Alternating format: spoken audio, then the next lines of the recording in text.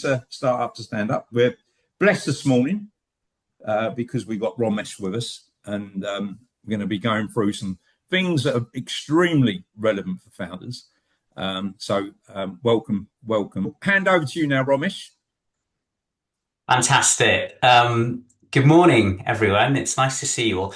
Can I ask, just before I start, can everyone see the slides that I've put up? Yeah, yeah, it's all nice and clear. Fantastic, great. Okie dokie. Please shout if there's any issues with that.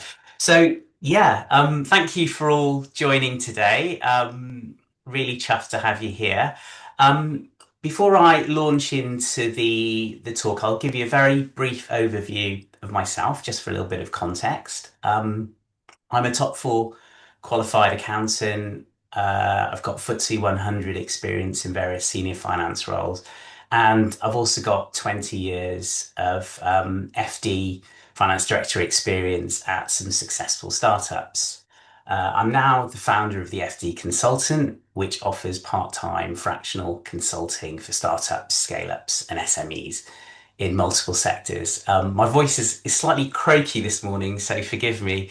But the reason for that is that had a lovely evening yesterday where we won Best Customer Experience at the KBBA Awards. So yeah, really chuffed about that. So yeah, as I said, I'm slightly slow this morning, so do bear with me.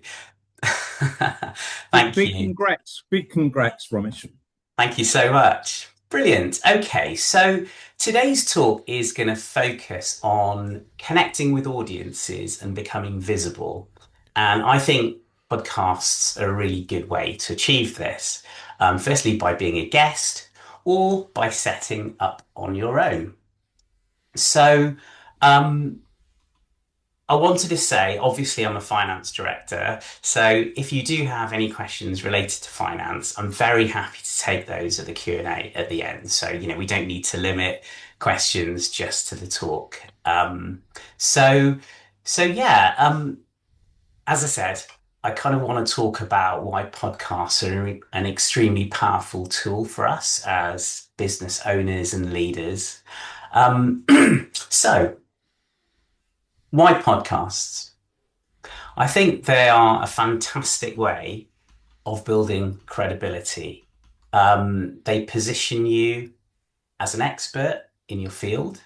You can share your experiences and insights. And at the end of the day, especially if you're an advisor, you are sharing insights and you're trying to demonstrate your expertise, right? So it's a great way to do that. And it can demonstrate thought leadership as well. So you're giving a real signal to potential customers and partners. It's a really good way to expand your network. It connects you with other guests, hosts, and industry leaders, and it can open doors to collaborations and partnerships. And of course, what we all want, business opportunities, which may not have been there had you not, put yourself forwards to guest on a podcast or indeed set up your own. Um, when you reach new audiences, you're tapping into potentially the host's existing listener base. It allows you to tell your story and helps you to connect with, as I said, potential customers who prefer audio content. The great thing about podcasts is it's evergreen content. They're accessible and discoverable long after recording. And that means you're just constantly getting a message out there if that's something that you want to do. Podcast content can be repurposed into blog posts, social media clips, and marketing materials. And you can build over time a really big library of content which continues working for you over time. What I found personally is it really improves communication skills. It sharpens your ability to articulate your vision and value proposition. So that's been a real benefit, refining your message and building confidence. And also, one of the things that surprised me, I think, because I have started my own podcast and we're almost 40 episodes in now, um, is actually that it's a low barrier to entry. It requires minimal equipment. You know, I've got a £30 microphone. That's pretty much it, really. It's more accessible than traditional media experiences, and it's a flexible format that allows you to kind of control the conversations and topics. So, why did I set up Strive and Thrive? So I co-host Strive and Thrive, which is a podcast for entrepreneurs and business leaders with Mike Oliver of Easel, who's an innovations consultant. He's got quite a big team. And the reason I set it up is really for all of the above reasons I talked about. Um, and it was a bit of a journey, to be honest. You know, I was really quite nervous about it. I mean, I started my own journey when I started my business in 2020 of not even wanting my own photo on my website. And here I am, kind of almost 40 episodes into my own podcast. So things have changed significantly. And um, to kind of take steps in the right direction, I focused on guesting on podcasts to build confidence. So I started doing that. It went okay. And I've kind of built from there. I'm passionate about entrepreneurship and SME businesses. We are the backbone of the economy. And I was lucky enough to meet a great co-host to kind of share the burden, if you like. And we both really, really enjoy it. Um, we've invited brilliant guests to come on, share their stories and insights. It's not about millions of views. It's about a lower practical level with real people, real issues. And at the end of the day, you know, I'm not trying to target millions of people. It's just looking for people who might be interested in the topics that we're talking about and giving the opportunity to add value. I think it's really important as well to build authentic relationships with your audience. There's so much going on in social media right now, as I'm sure you're all aware. There's so much content out there. There's AI involvement, etc. So I think guesting or presenting your own podcast actually gives a real opportunity for you to present your authentic self because, you know, you are as a business leader are key to your business and the business success. So I don't think of it as a sales tool. I see it as an engagement tool that kind of puts you front of mind. So, as I mentioned, we have had some brilliant guests, founders, leaders on the podcast, and we have learned so much. We really have, and that's what's driven us on to continue with the project. Really, at Strive and Thrive, we've learned, you know, the common themes are the roller coaster ride of having your own business. It's hard, right? And it's nice to know that you're not the only person who's going through this. It's nice to have shared experiences, understand how people cope, understand how people overcome obstacles. And, you know, to the next point, resilience is key. Uh, as I said, you're not alone. And with the right level of support, you will succeed. So moving on to kind of key learnings and challenges. We've had some excellent guests who've really, really provoked thought and deep discussion. Kim Abbott, who is a very successful entrepreneur who runs a business called Vested Impact, really hit the nail on the head when she said, you know, when you're looking at the success of your business, look at what you're trying to solve. You know, fall in love with the issue that you're trying to solve, not the solution. And I thought that was extremely powerful because I found that actually one of the common failings of growing businesses is that they tend to fall in love with their own product or service and then spend a lot of time trying to get people into their system, service, or product when actually what's the issue? What's the real issue? And if you can get there, then you can make sure that your service or product is addressing that in the right way. So it was such a succinct way of delivering, I thought, a very powerful message. Maggie Sarfo, who's a fractional CRO and a serial entrepreneur, um, actually came on to talk about AI. And obviously, that's a huge, huge um, phenomenon that's there at the moment. It's really exciting. I think it's also, in some ways, it adds to uncertainty, right? But I'm a believer in human contact, people, and Maggie stressed that message. People buy from people, not algorithms. So, really focus on building relationships. I think that's really, really strong message. I love this message from Claire Butcher, who's the managing director of a training business. And it was also reiterated by Matthew Mullen, who's got a wonderful title at his IT business. He's known as the head of futures. And yeah, know your data, know your numbers. As a finance director, I love that message because that's what we're all about. We're focused on helping businesses understand how they're performing better so that business leadership can make better decisions quicker. And blind action isn't always positive, right? So, make informed decisions. I really like that message. We did. Stephen Thomas, who's the founder of a network, I know him well. He emphasized the power of networking. You know, you're all on this call now, and hopefully, in your networking experiences, you found, as I have, there are a lot of people out there who really, really want to help you.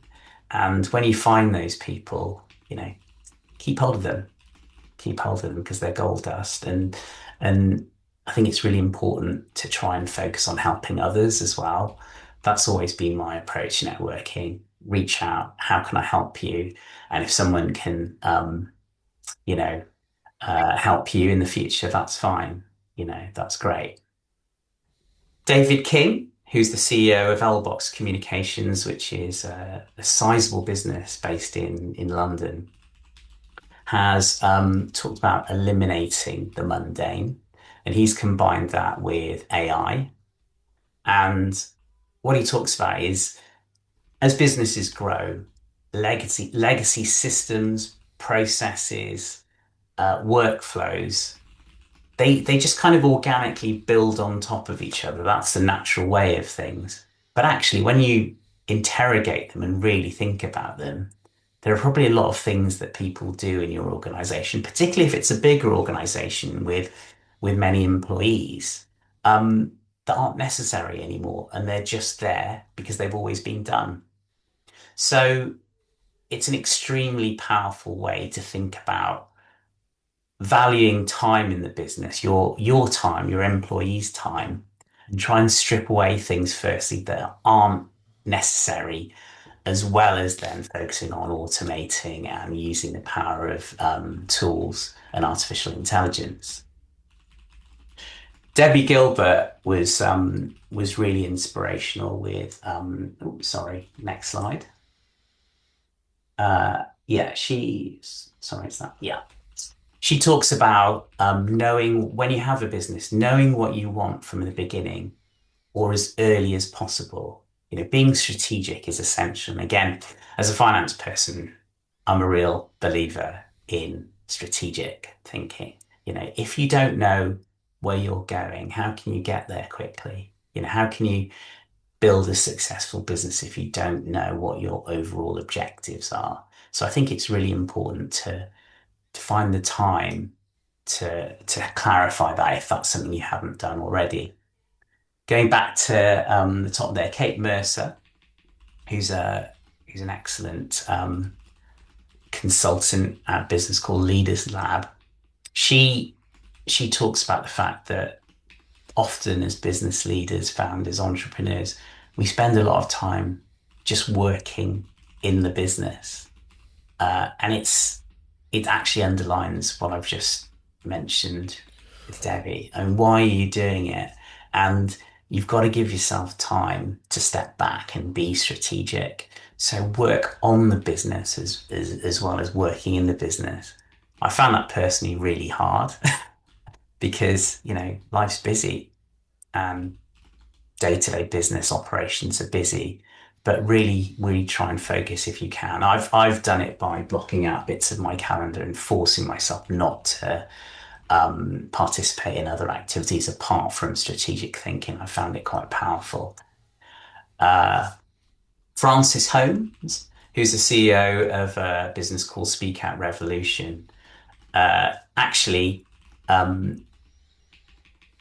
started her business when she had a full-time job, and she's a really capable person, was able to start with a co-founder and build a business. So don't be afraid to fail and just get on and do it.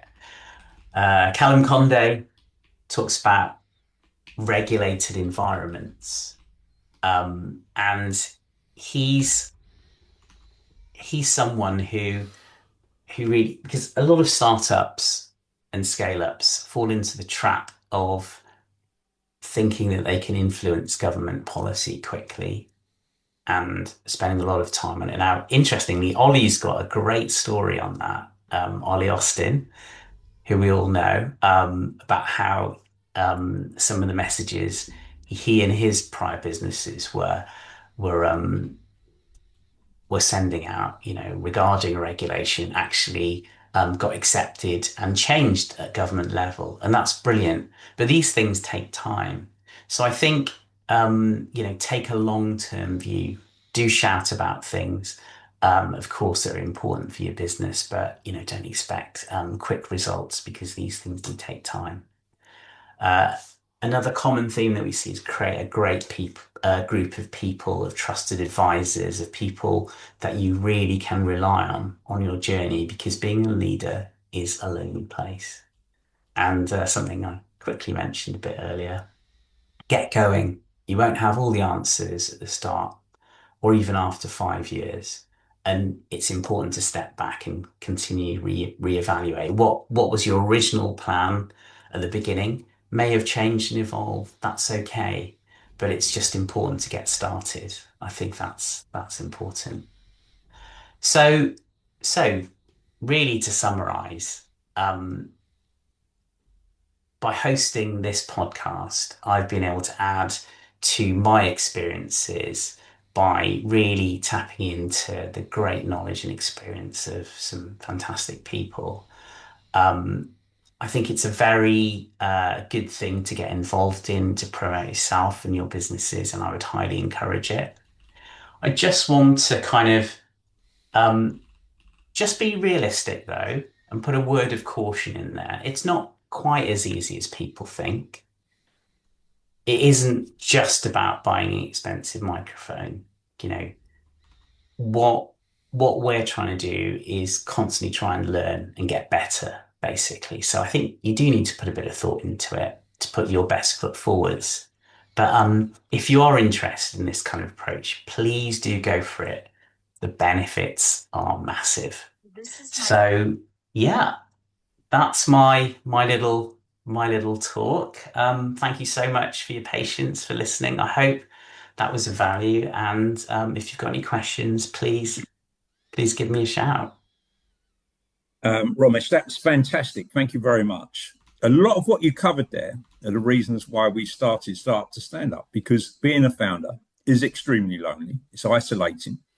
And to bring founders together on a weekly, regular basis where they can swap, exchange ideas, solutions, talk openly about the challenges and the sort of hurdles that face them can really help founders on an individual basis. So I agree with everything you've said this morning. And how we've got some wonderful, wonderful founders within our Startup to Stand Up community.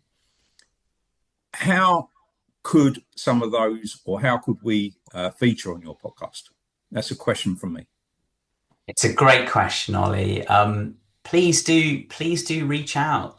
Please, my contact details are there. I would love to be in touch. my co-host. We've got a lot of people who are quite interested in speaking. Um, we're going to get Ollie on at some point soon, which we're excited about because he's got a brilliant story. We can't accept everyone, of course, but um, regardless, I'd be really happy as a minimum to kind of help you on your journey if that's something you're interested in, and would love to be connected. I think the journey of kind of putting yourself out there is fraught with a lot of worry and anxiety for a lot of people, and I've experienced that myself. So I'd love to encourage where I can. Thank you, Romesh. Any questions this morning for Romesh? Anything you want to raise or Helen? Hello. So Ramesh, I love being on podcasts, but I've never wanted to host one. But a big part of not wanting to is because of all the what I perceive as back end work. So Mhm. the I probably wouldn't do an edited version, to be honest. I would probably be all in for the we're going to record it raw and that's just going to how it's going to go out. But I know people who are doing like clips and they're doing the social media promotion. And yeah, that's always what's put me off because I love the conversation part and then all the other bits like, oh, really? So I wonder what you're doing with that. It's a really good question, Helen. Yeah, and I saw that as a barrier as well.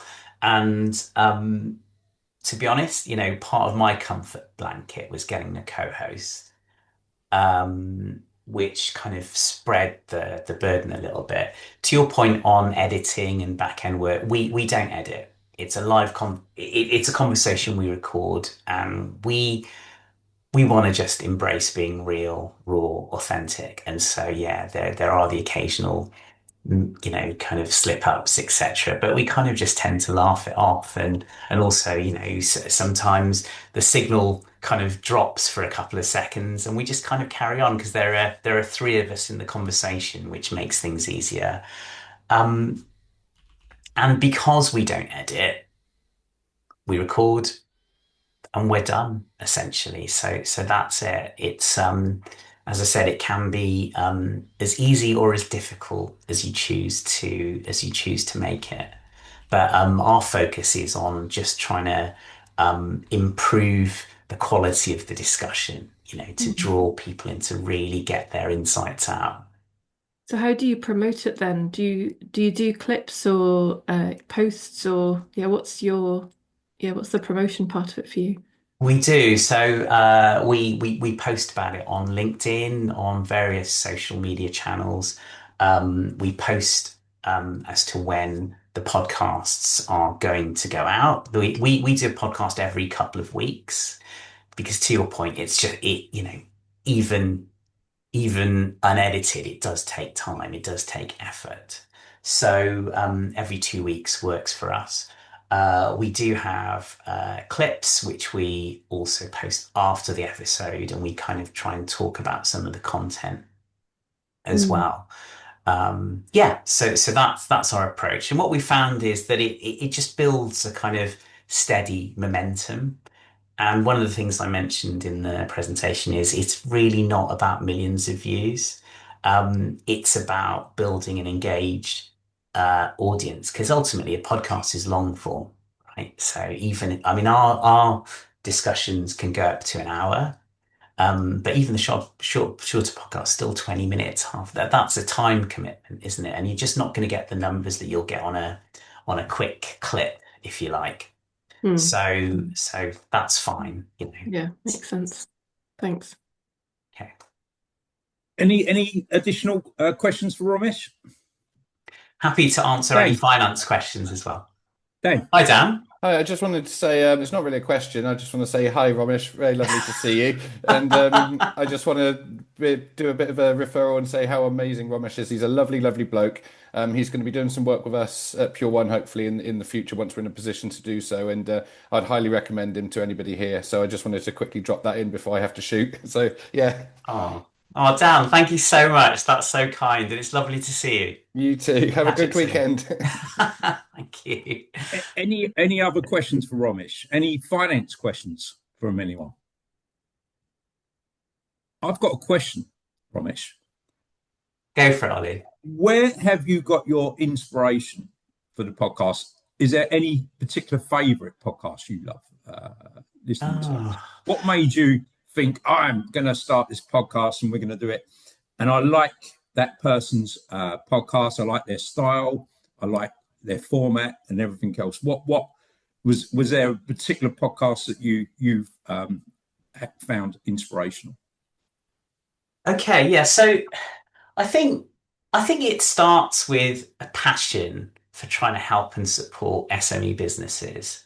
One of the things I really, really feel is that our sector, SME businesses, small and medium-sized enterprises, are the backbone of our economy. I mentioned it at the beginning, but I think we're overlooked. Well, I think the latest stats are in the UK alone, SME businesses account for 61% of all employment. So if governments aren't supporting that and supporting founders and SMEs, there's going to be a problem. Yeah, I totally agree, and I think it's just really good. It's just a win-win if you're going out there and trying to help everyone. And I'm just a believer in learning and sharing knowledge. And whilst I believe in my experience and my expertise, I also feel there's a lot more for me to keep gaining in terms of knowledge. And what better way to do it than tapping into, those powerful insights from people who've been there and done it. Yeah, so that was the inspiration. And we started by inviting guests along who we knew who had really, really good stories to tell. Yeah. Excellent. Thank you very much, Romesh. I think we have exhausted our questions for this morning. Is there any final questions for Romesh while he's with us this morning? I think that's it. I will say thank you very much. I'm looking so much forward to featuring on your podcast. So let me know on dates and times. Yeah, absolutely. So thanks everyone. Hope to see everyone on Wednesday and have a great weekend all. And really good. Thank you very much. Thank you.